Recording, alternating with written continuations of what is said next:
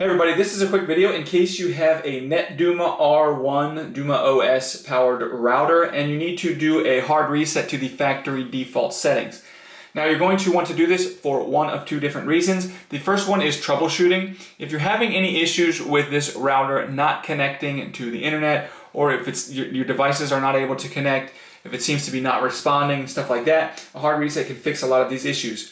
Now the second reason that you might want to do this is if you're setting this up on a new network or just for whatever reason where you want to get this back to the way it was when it came out of the box.